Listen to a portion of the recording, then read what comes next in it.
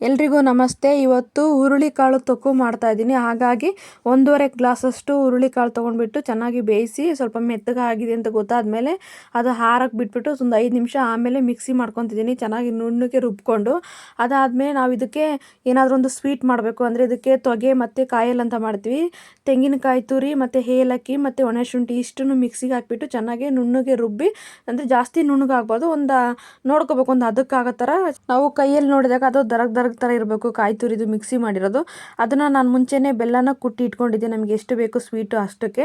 ಕುಟ್ಟಿರೋಂಥ ಬೆಲ್ಲದ್ರ ಜೊತೆಗೆ ಏನು ಮಿಕ್ಸಿ ಮಾಡ್ಕೊಂಡಿದ್ದೆ ತೆಂಗಿನಕಾಯಿ ತುರಿದ ಅಷ್ಟನ್ನು ಚೆನ್ನಾಗಿ ಮಿಕ್ಸ್ ಮಾಡಿ ಒಂದು 5 ನಿಮಿಷ ಬೆಲ್ಲ ಕರಗೋ ತನಕ ಬಿಡಬೇಕು. ಅದು ಬೆಲ್ಲ ಕರಗಾದ್ಮೇಲೆ ನಾವು ಅದನ್ನು ಸರ್ವ್ ಮಾಡ್ಕೋಬೇಕು. ಕಾಯಲು ಜೊತೆಗೆ ಅದೇನು ನಾವು ಹೂರ್ಣ ಥರ ರುಬ್ಬಿರ್ತೀವಿ ಹುರುಳಿ ಕಾಳ್ದು, ಅದ್ರ ಜೊತೆಗೆ ತುಪ್ಪ ಹಾಕ್ಕೊಂಡ್ರೆ ಇನ್ನೂ ಚೆನ್ನಾಗಿರುತ್ತೆ. ನೀವು ಒಂದ್ಸಲ ಟ್ರೈ ಮಾಡಿ ನೋಡಿ, ಟೇಸ್ಟ್ ಹೇಗೆ ಬಂತು ಅಂತ ಕಮೆಂಟ್ ಬಾಕ್ಸಲ್ಲಿ ತಿಳಿಸಿ. Thank you for watching.